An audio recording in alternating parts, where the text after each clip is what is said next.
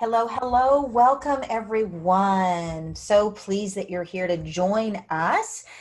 Today is a special presentation with HR Strategies Consulting. It is Navigating Uncertainty, Leadership Accountability in a Time of Crisis and Adversity with our guest presenter, Dr. Vince Molinaro, founder and CEO of Leadership Contract Inc. My name is Anissa Avon, and I'm the CEO of Turnkey Coaching Solutions, and I am super pleased to introduce you to Peter Santini and Dr. Vince Molinaro. So Peter, if you'll advance the slide to the next one, I want to tell folks about you, and we're going to get started right away. All right, Peter Santini is the Vice President of HR Management Consulting Practice of HR Strategies Consulting. Peter, well, goodness, that was not meant to be. It always happens. Peter is a dynamic, energetic, driven HR leader. He brings more than 34 years of experience in leading and building best practices into play in HR. And he's going to MC our host today. And so now I want to introduce you to our guest expert, Dr. Vince Molinaro. Dr. Molinaro is a global leadership advisor. He's a speaker, he's a researcher on leadership accountability, and he's the founder and CEO of Leadership Contract Inc. Dr. Molinaro travels worldwide to help organizations build what he calls vibrant leadership cultures and cultivate a culture of accountability in leadership. He is a New York Times bestselling author. He's published multiple books on the topic of leadership, including his recent book, Accountable Leaders, published by Wiley just this year. Congratulations, Dr. Vince. We also want to acknowledge some of his other books that I think you'll want to check out, The Leadership Contract and The Leadership Contract Field Guide. And then, of course, he's co-authored other books, including Leadership Solutions and The Leadership Gap. One thing that I think that he'll bring to bear in our presentation, in our conversation today, is specifically how many organizations are using his thought and his thoughts leadership as a foundation for their leadership development programs and their leadership competencies and how they benchmark their leaders' success. So Vince and Peter, you guys take it away. What are we going to learn today? And please fill in the gap on anything that I missed there. Well, thanks, Anissa. Vince and I are looking forward to spending the next 35, 40 minutes with everyone who decided to join us today to take you through this presentation. Our topic today, in the face of adversity, leaders may struggle to manage their teams effectively. Before the COVID-19 outbreak, over half of all professionals globally work remote for about 2.5 days a week. Since COVID-19, that's increased dramatically, with about 88% of organizations now insisting that their organizations work from home and to protect themselves and to adjust to the pandemic situation that we're currently in. Leaders needed to adapt. They need to learn how to do that, to be more flexible in the workplace, to help create a culture of accountability so that their organizations can weather this storm or COVID-19. However, even before the crisis, leaders struggle with accountability. Now, they must find new ways to step up when it matters most. So in this webinar, we'll explore what leaders at all levels must do to inspire a culture where everyone steps up and takes ownership. Sorry, went the wrong way. So in our discussion today, we're going to focus on understanding how the world has changed for leaders, discuss the need for strong leadership accountability, examine some global research on the state of leadership and accountability, both at a personal level and a cultural level, and explore some strategies and how to become more accountable leaders. And to lead us down this journey is Dr. Vince Molinaro, and I'm going to ask now Vince to take it over. Thanks, Peter. Thanks, Anissa. Thanks for the opportunity. And good afternoon, everybody. Thanks for being part of this session. So like all of us, there was a defining moment in the middle of March when U.S. President Donald Trump had his State of the Union address. And at that, as you recall, that evening, he basically said that he was stopping all travel from Europe into the US. And that was a holy cow moment for the world, because all of a sudden this became real in a very gripping way. And we've all seen the story play out. And as I sat there listening to my clients, senior leaders in HR and in the C-suite, what they were really kind of grappling with is how their world and how our world really became upended. And what we needed to figure out was how to lead in a world turned upside down. And that really is something that has kind of perpetuated itself and continued over the last few weeks and months. And now I'm starting to see a shift in how leaders are starting to think about coming out of this, the re-entry into whatever is going to be next. We're hearing a lot of language about this idea of the new normal. And I think that that's the wrong way to be thinking about that, because when I hear the term new normal, I sense that we're trying to go back to something. And I think we need to be thinking about the new realities, because when you think about new realities, it confronts you to having to deal with it. And that's something that we need to do. There may not be going back, there's going forward in a different way. So Peter, I'm going to ask you to advance the slide. And so the real question of my work as a leadership advisor is really helping companies. It's, you know, even for a long time has been, what does it really mean to be a leader today? And now this question has become even more critical. Whenever, as leaders, we face a significant shift in the nature of our business, you know, maybe there's a new strategy that needs to be executed. Maybe our company has brought in a new CEO. Maybe there's a new CHRO that's come in. Maybe there's an M&A event that's taking place and now a new company is forming. Whenever those significant events have happened, it really causes us to pause and reflect on, what do we need now from our leaders? What's the definition of leadership? And this has been a question that I've been exploring for the last decade in many ways, certainly coming out of the great financial crisis, when at that time we really saw a world gripped by leadership that led us down a path leading to one of the worst economic conditions that we had experienced in a long time. And at that moment in time, I began to see my clients really thinking hard about what's the kind of leadership we're going to need to lead ourselves through this and into the future. What I realized back then was something quite surprising. Many clients would say, you know what, we have many leaders who have never led through adversity. We've had 7 years of economic growth. It's all they know is good times. And now they're freaking out trying to deal with the adversity. That was back then. That was an economic crisis. And now we're dealing with an economic crisis and a global pandemic. And guess what? That same theme is emerging because our economy has been very robust for about 11 years. And if you were in your mid 30s or early 40s and joined the executive ranks, 11 years ago, you've had a pretty good run of growth and success. And many feel, at least the companies I'm talking to, seeing their leaders ill-equipped to deal with the current crisis because many leaders have never dealt with that kind of adversity.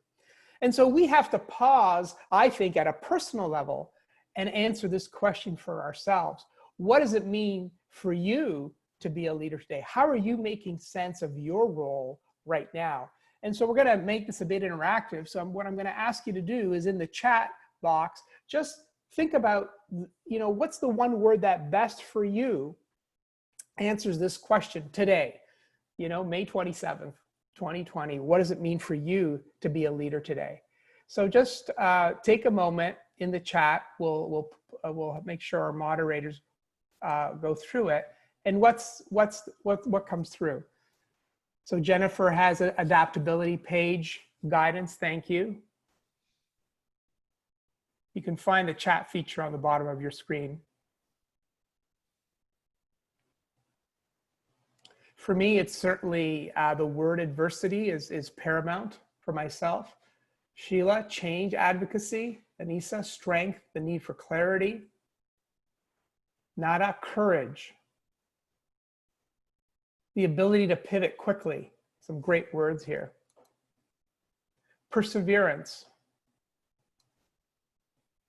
to be a generative leader, allowing, oh, now we're getting a whole flood coming through, hold on.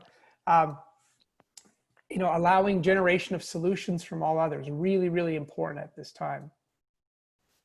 Flexibility, reassurance, understanding all aspects of things, being able to be challenged, flexibility, collaborative. So what you begin to see through this list, thank you for doing this, is that the expectations of leaders continues to accelerate, continues to increase. And you know that because we're living through this. Peter, what would be your word? Flexibility and challenge would be the two words that come to mind for me. Yeah. Being able to adapt in the changing environment that we find ourselves in. Yeah. And quickly. I did a survey on LinkedIn, among my network, and asked what are kind of the things that are challenging you the most right now. And the first two were dealing with the ambiguity and uncertainty of the conditions we find ourselves in. And so, to your point, not only do we need to be flexible and adaptable, we're having to do that in a very uncertain environment.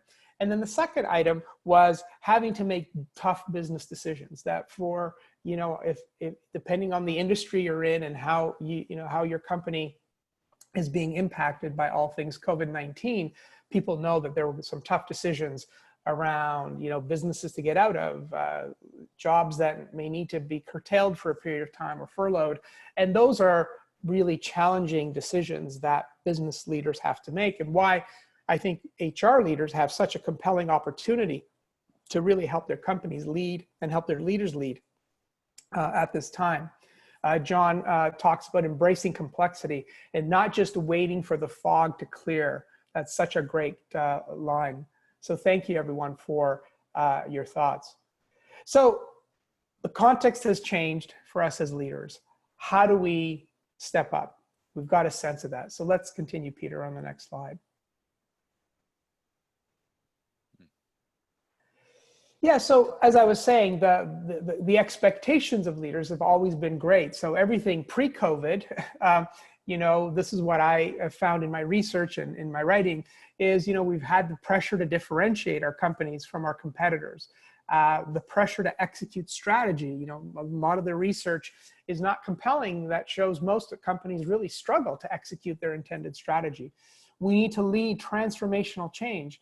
And that was a big priority for many, many companies before the global pandemic hit.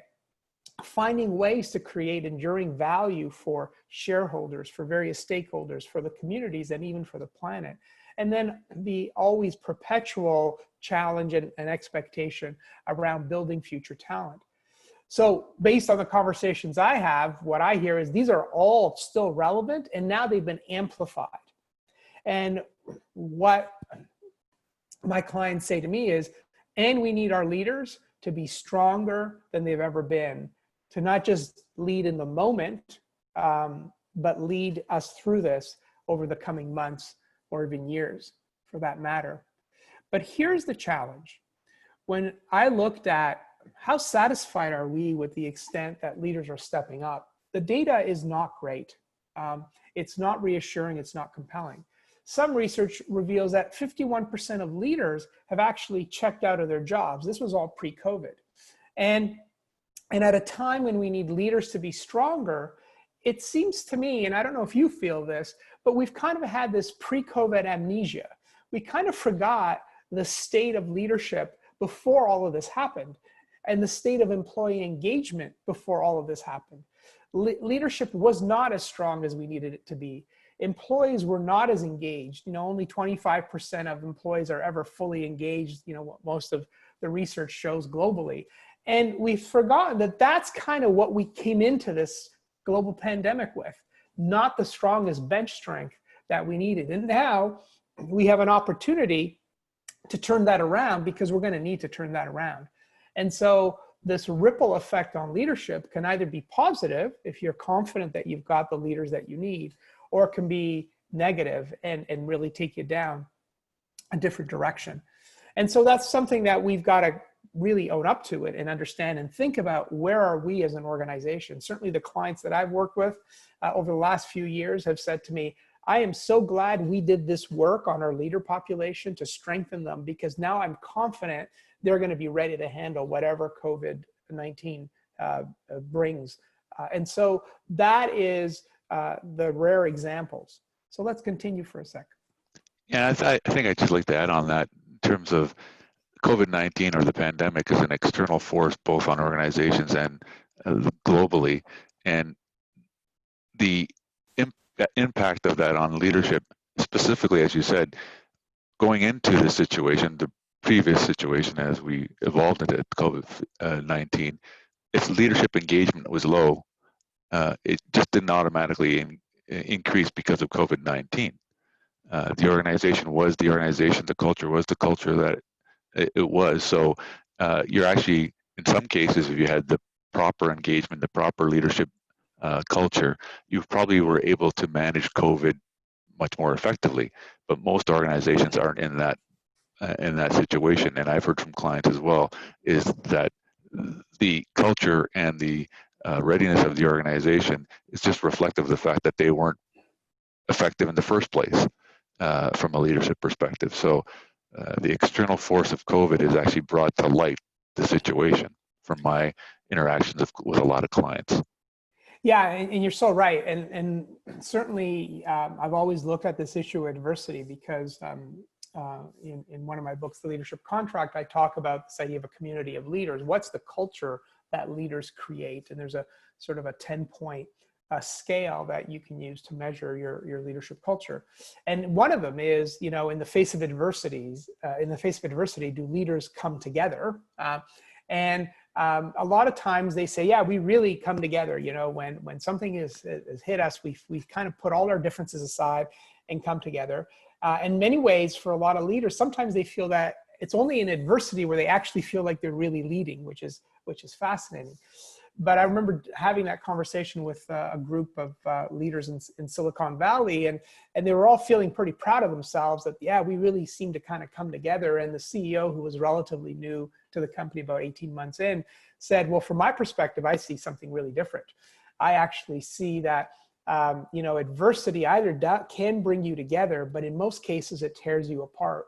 And that's what I've also been seeing. And I don't know if you have, Peter, as I've been talking to clients and even talking to employees where they look up and see their leaders really struggling at this moment, and they don't see them coming apart or coming together. They really see them kind of coming apart, or they're at each other, and whatever dysfunctional issues were going on have just been amplified because of the pressure that everyone's feeling.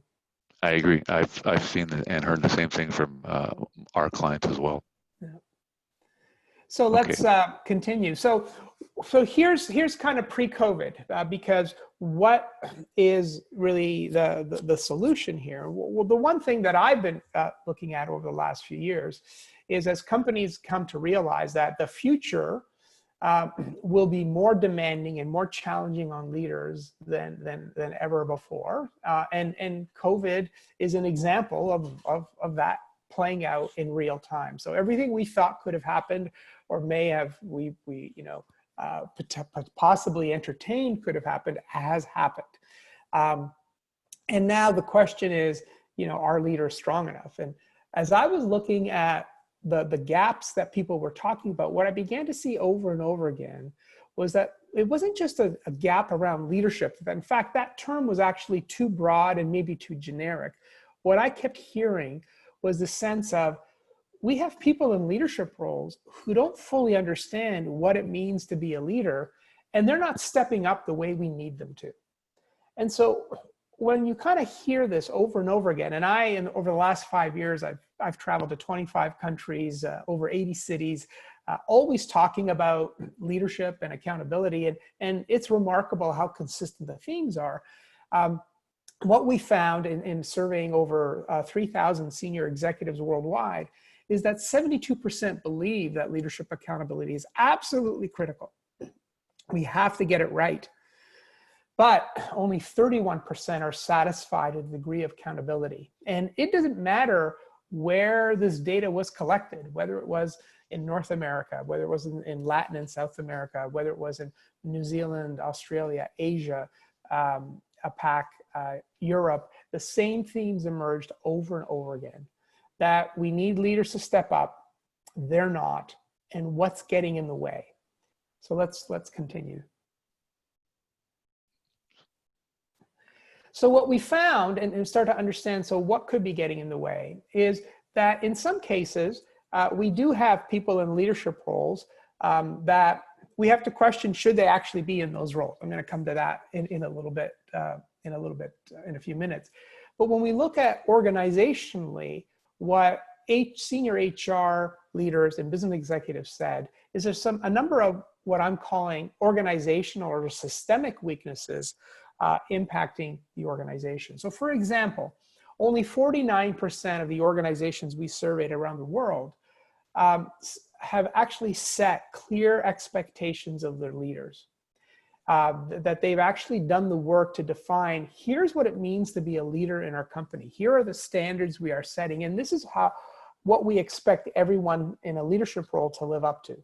So when 50% have done that, only 50% have done that, that's a problem, because when you don't make it clear to leaders what it means to be a leader and where you're setting the bar, then either they're confused or they're trying their best to figure it out, but you're not going to be as effective as you need to be as an organization. When we ask, well, how many of your leaders do you feel are actually fully committed to their roles as leaders and fully accountable? They're estimating about 45%. And what's been interesting here is some other research done independently in an HBR article. It was pretty much the exact same number that they found. So there's a little bit of validation there. So we've got, about half of the organization setting clear expectations, and just under half of our leaders that we feel are actually stepping up.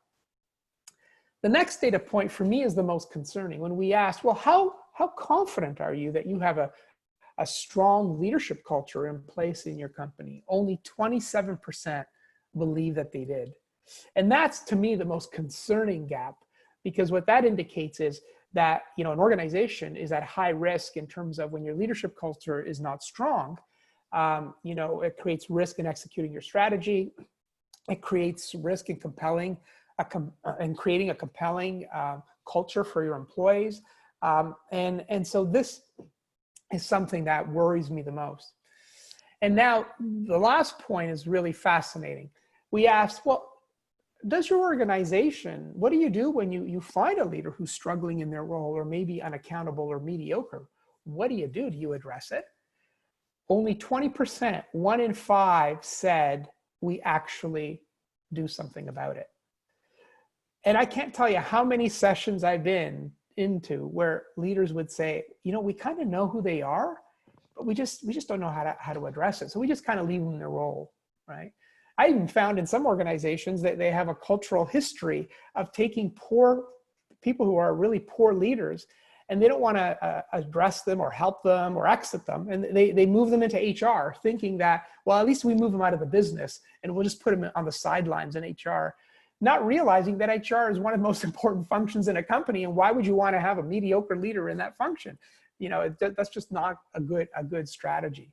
So here's kind of, something that we've got to think about. And what we've also seen is that there's a connection between leadership accountability and company performance. And what my research has found quite consistently is when you ask the respondents, is your company an industry leader, compared to your key competitors? And has that been the case over the last 3 years? Or are you an average performer or a poor performer? When we looked at that data, we find that industry-leading companies report the highest level of satisfaction around leadership accountability and across all these 4 measures on here. So we see consistently that leadership accountability, when it is strong, drives strong company performance. And that, in many ways, is an obvious point, right? Because a group of mediocre leaders are never going to get you there. It just doesn't work.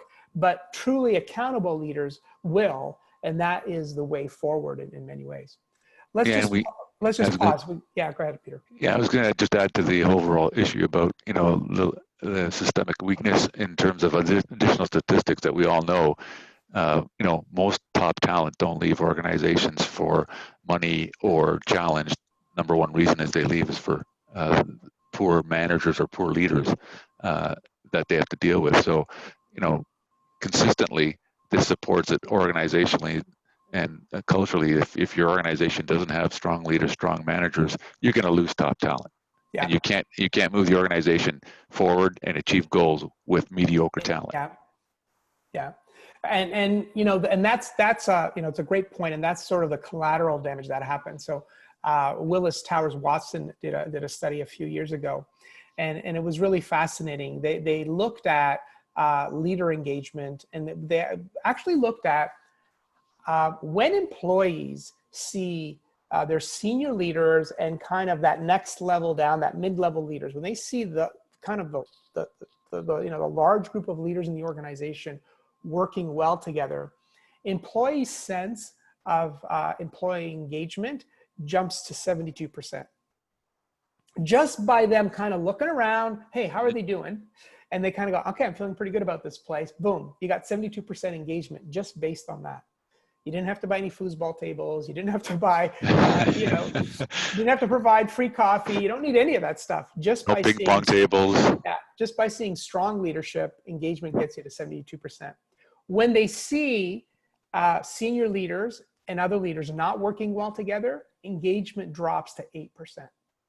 And so we haven't even been thinking about engagement and the connection to leadership, though we know it through our own lived experience. You know it yourself, right? When you've worked with a great leader who inspires you, you give that person everything you've got. And when you've worked with a leader who's been, mediocre, toxic, outright bad, you withhold the best of you, the best ideas and whatnot. There's a couple of comments that we might want to, Peter, have a look at, because there's some really interesting points made here. Go for it. Yeah, so Sheila says in reaction now, that means that leaders aren't meeting expectations, but they likely have no idea. And how do you meet the expectations that you don't know? That's exactly right, Sheila. Right. And that's the whole point, that sometimes people think, well, we don't have the right leaders. Well, that might be true, but have you done the things organizationally to help those leaders be successful? So exactly like on that slide, if you haven't set expectations, if you aren't supporting them, if you aren't creating a great culture, it's hard on your own to try to do that. And then mentioned that the difference between the 45% and the 27% is obvious because of the factor is missing, which is the strong leadership culture. Absolutely, absolutely right. Yeah, and the other thing I'd like to add is in terms of, as you said, setting clear expectations for leaders, managers. Most organizations don't. Even a simple factor in terms of the way you do that, a lot of organizations don't make the expectation of leadership behavior as part of someone's performance evaluation. In terms of someone who is in a leadership position, they're not assessed against their behaviors as leaders. So if you're not measuring it and you're not giving feedback on it, it's highly likely you're going to get a continuous type of commitment to it, right? Yeah, no, you're exactly right. John adds, he says, expectations have changed. It's no longer paint by numbers. The numbers have all changed. The requirement is to lead in an adaptive instability. The qualities demand a higher level of kind of ego state development, the management of anxiety of complexity. You need to be transparent but courageous. And those expectations that John articulates there are absolutely right. So what it means to be a leader, it's more demanding, than ever before. So let's continue. I want to build off of these points. So what's the kind of way forward? So and Anissa had mentioned my books. There they are if you're interested, or if you're aware of my body of work. But as I spent a lot of time thinking about how do we get through all of this, right? What's the way to get through? And I've spent, pretty much my whole career as a leadership advisor. And leadership is one of the most popular topics that books get written about every single year. My publisher at Wiley, my editor, says, that next to romance novels and cookbooks, leadership books are the next most popular topic. So it's not like we have a shortage of great ideas. There's lots of great ideas. But as I thought about what was missing, right, I think something really, really fundamental is missing. And it's this idea tied to accountability, but it's this idea of a contract. And I call it a leadership contract. That what I've learned as I've traveled and talked to people is that as human beings, whenever we encounter someone who is a leader, whether they're a CEO, a senior executive, a manager, a team lead, whether they are the president of a country, the prime minister of a country, the mayor of a city, the governor of a state, the chief of the fire department, a religious leader, it doesn't matter what the leadership role is. We think leader, and as humans, we automatically expect more from them. We expect them to behave to a higher, to lead to a higher standard of behavior. And when they do, we're inspired by them. And when they don't, we're completely frustrated and quite disappointed. And so this idea of this automatic kind of expectation we have of anyone in a leadership role, to me implies that there is a contract, that whenever you take on a leadership role at any point in your life or in your career, you've actually signed up for something really important. And it's the leadership contract. But here's the challenge. When you ask leaders, as I've done everywhere I've been, I'm always curious. I ask a question, well, how did you get into a leadership role in the first place? Do you know what the number one answer is? Luck. No, well, actually, it could be luck. It's, to be honest, they'll say, I got in by accident. My manager just came to me one day and said, here, I need you to do this. Oh, and by the way, you got to manage these people. Good luck with that. We don't do a good job of supporting leaders when they assume new leadership roles, certainly at the front line. And now you're left kind of figuring out the role. Now, you stay in the role because you feel obligated to the organization. Yeah, that makes sense. You want to be a good employee. Those are the roles that have the cooler titles. Who doesn't want to be director or vice president of so-and-so? That's legitimate. Often those tracks pay more money. So who doesn't want to make more money? So you kind of feel like, yeah, I gotta keep doing this, right? And so that's the number one reason, by accident, or you were thrust into a role without really thinking about it. Om said she got pushed into the role. Then you've got number two is you were a strong technical performer, and Gallup's research has confirmed this. You were the best engineer, the best salesperson, the best analyst, the best accountant, the best marketer. It doesn't matter what the area of expertise is. When you excel at an individual, you stand out from everyone else. And we've gone to those people and say, you are so good at this. Now we're going to give you this job that's completely different, and good luck with that. And the third reason is tenure. You've just been around longer than everyone else. Well, let's give it to Mary. Let's give it to Bob. They've been with us for 15 years. They deserve it. Whether Mary or Bob even have the interest or the inclination to the role doesn't matter, right? And so what ends up happening because of that, invariably, we haven't thought of this as a contract on paper that you actually have to read and sign, really understand the terms and conditions. In fact, I believe we've treated it like an online contract. So, when you're online conducting any form of transaction, at some point in time, a window pops up with terms and conditions. And I don't know about you, but when I'm multitasking, I immediately see the window, I scroll down to the bottom and I click agree. I know I am bound to something, but I didn't read anything on that screen, right? But I just click agree because I want to move on with my day. And that's what I think a lot of us have invariably done. And maybe when I started my career, a ton of years ago, when the world was a simpler place, when the expectations and demands of leadership were not as great as they are today, maybe it was okay to do it back then. But today, pre-COVID, and now in this world, it's not okay. And so I say to leaders, there is a contract and it comes with 4 terms and conditions. And that's what you see on the right. The first says it's a decision you got to make. And if you know yourself well enough and know this is not for you, then say no. That's a good leadership decision. It may not be no forever, but if you're not up for it, then don't pretend, because you're not going to be successful. But if you are up for it, then you've got to be all in, fully committed to being the best leader that you can be. that it comes with obligation. And right now, the obligations on leaders are significant. They're, in some cases, they're figuring out how to, if you're an essential service, how to drive things. I've been chatting with an organization in the US that is in healthcare, but they're manufacturing ventilators. They're operating 24/7 at a pace that they've never seen before. That is one leadership challenge. And then you've got, companies that are in industries like travel, tourism, and others that have been devastated by COVID-19, and they're having a completely different leadership challenge. What's the obligation of leaders in those two scenarios? That the role is a lot of hard work, and then if you've been in a leadership role for any length of time, there's a lot of tough things you need to do. But what we find in practice is a lot of leaders wimp out on a lot of the tough things, particularly as it relates to people. They don't give candid feedback.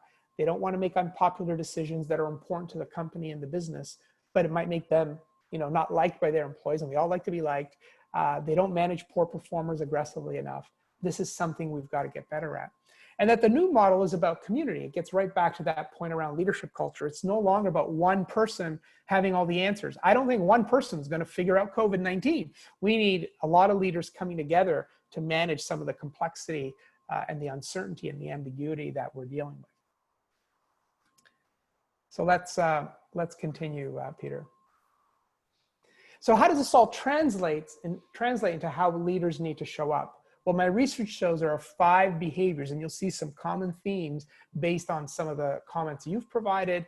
And so I'll spend just a minute on this, and then we'll open it up to some questions.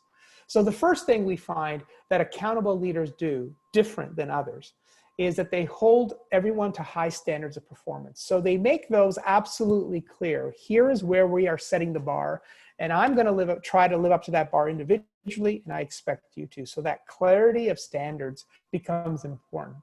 Number 2, they have the courage to tackle tough issues and make difficult decisions. They don't wimp out on that stuff.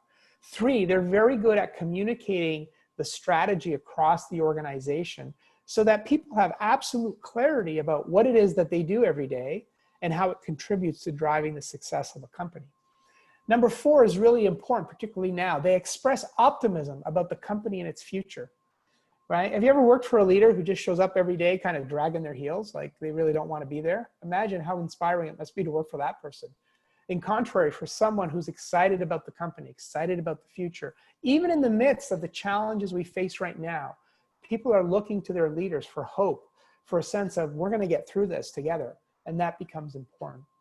And then they're very good at displaying clarity about the external trends in their business environment. So while they are heads down, executing on their priorities, they're not like an ostrich with their head in the ground. They kind of pull their head out every once in a while to try to anticipate what's coming. And today, that becomes even more critical.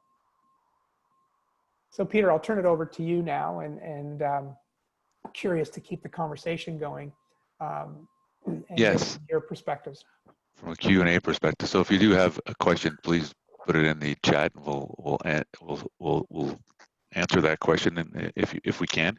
But I'll start us off in terms of one of the key questions I thought would be interesting to start the conversation about the 5 characteristics. Vince and I have talked about this a few times, but one of the things that I asked him, and he said he'd try to answer this for us, was from those 5 characteristics, which 1 or 2 would you say is foundational that someone has to have for them to be building the correct foundation to be an accountable leader?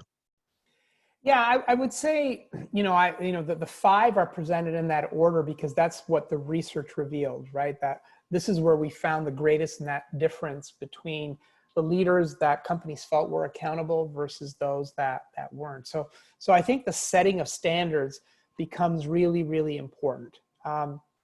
Because if you don't set those high standards, right, you allow mediocrity to slip in. And, Seth Godin, the genius marketer, talks about, mediocrity is a slippery slope, right? You may just find yourself one day just slipping down and it's hard to kind of get out. So I would say that's important. The other thing that's really important is why this push on accountability. Why is that so critical? Because what I have found is, the literature and leadership will say, well, we need leaders to be authentic. okay, I'm not sure what that really means. We need leaders, to be mindful. Okay, I got it. We need leaders to be good coaches. Yeah, I get that's important, right? And all of those things sometimes, or we need leaders to be inspirational, but some people are just naturally better at that than others. And I find that in my work with leaders, some of those concepts are confusing, and people do not know how to get from point A to point B. Like, how do I become more authentic? How is that possible? What they also fail to realize is sometimes a leader who could be a tyrant or highly toxic can also be very authentic as a person. That's what you see and what you get. It's not necessarily effective from a leadership standpoint, but they would get top marks for being authentic. And so I think that's something that we've got to think about. So for me, it was like, what's the way for the vast majority of leaders to improve their leadership? And it's about accountability. We can all be more accountable. That's what I've learned in my own leadership roles, as a global senior executive and running my own companies, is if I'm really honest with myself, I can always see room for me to demonstrate more accountability. Even though I take it seriously, I could be more. And that to me is that if you invest in those 5 behaviors, for example, you can get yourself quite a long ways in terms of your effectiveness as a leader.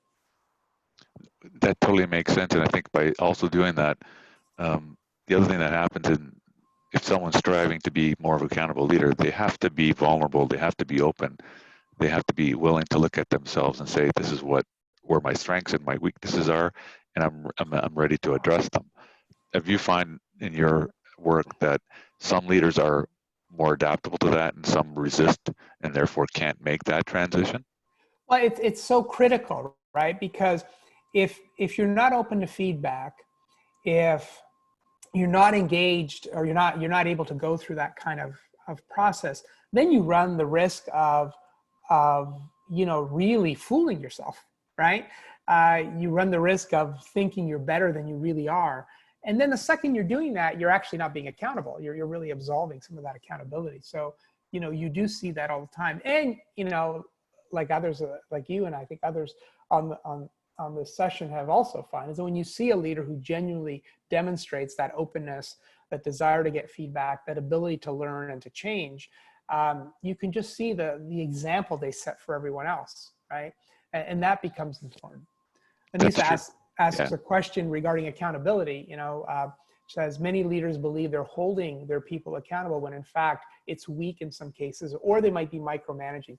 What's the difference in terms of effective accountability? So this is a great point. And in my new book, Accountable Leaders, which will be out in a couple of weeks, I spent some time thinking about it, because I think when we talk accountability, I've found as I've traveled globally, is actually a very loaded word.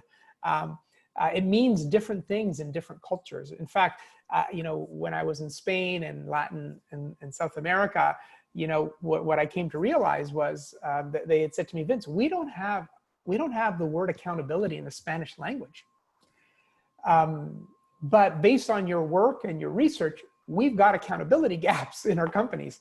So imagine when you don't even have a word to describe this idea, right? But what I've also found is we have this sense that accountability, at least some managers believe, it's what they do to others. It's like you can imagine someone with that big finger pointing at their employee, like, I'm holding you accountable. And what I'm saying is, yeah, you can take that approach, but a more lasting approach is you need to inspire accountability. You need to set the tone of accountability, because if you set that tone, right, that becomes important. It goes back to that notion of standards, right? I can set high standards for everyone else and then not live up to them myself. Now I've created double standard, right? Or I may be a leader that have no standards or absolutely accepts low standards, which isn't a formula for success. So I think that becomes important. Alyssa asked, how do you differentiate accountability of leaders to delegation? That's an interesting question. Without knowing more of kind of what you're getting at, I would say, really delegation is really being clear on what you need your people to do by when, and kind of what success looks like. So a delegation, if it's done effectively, should drive accountability at the employee level. John adds, saying "I don't know" is not necessarily a sign of weakness, and can well be the opportunity to hold the team accountable to develop the solutions. It's the opportunity to broaden accountability and expectation. Yeah, I don't know. I know, Peter, for you, you've always shared with me that one of the most important things you've learned is also say, "I need your help." Yep. Right. And so the second you say, "I need your help," means I don't got this. And that's really empowering to someone when you have a leader who can admit that they don't know. Like back to the earlier point, in this world that we're facing right now in the global pandemic, who has all the answers? I'm not sure any of us do. We've got it. We're figuring out the answers collectively as we work through this at an individual, with our families, at a company, at a country level as well. True. Those are all valid points. And back to your point when you talked about the word accountability in different languages, I was just curious in terms of when you were dealing with them in Spanish, what did they ended up using in terms of something that was able to communicate the meaning that you were trying to help them ascertain? Yeah, it's a great point. They just ended up using the word accountability. So they created it. Yeah, because they understood what it meant in English, but they didn't have it in Spanish. And the book's been translated into Spanish, and we've done a lot of programs in Spanish-speaking countries. And so it's interesting that people can kind of still get the concept, even though they don't have a word for it. And the Spanish language isn't the only one. Right. So in another example, in Italy, they have the word accountability, but it really means it really has a blaming nature to the definition. So it really is, if something hits the fan, who are we holding accountable to blame? And I think that's the underlying premise there. The word accountability might have some negative connotation because it's been used historically to put blame on someone versus to build them up and say, thank you for taking responsibility. Thank you for doing the things that you're supposed to do. It's always been, something went wrong. Who's accountable for it? Yeah. Right. Yeah. And that shift of perception is necessary from that perspective. So we've got a couple minutes left. If there's any other questions, that would be great. I think we have one from Nada. Accountability and lead is more about trust building by delivering your commitments. Walk your walk, talk your talk. Believing in your own product, which we want to sell, convince to our customers, client. Delegation is more about developing the other person. That is awesome. I have nothing to add. That's really a great point. Thank you, Nada. Perfect. So I think we're kind of. Anything else you want to add, Vince, before we sign off?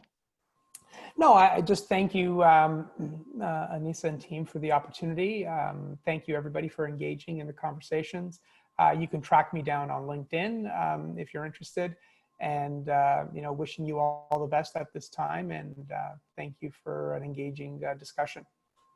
Thanks, Vince, for taking us through this session.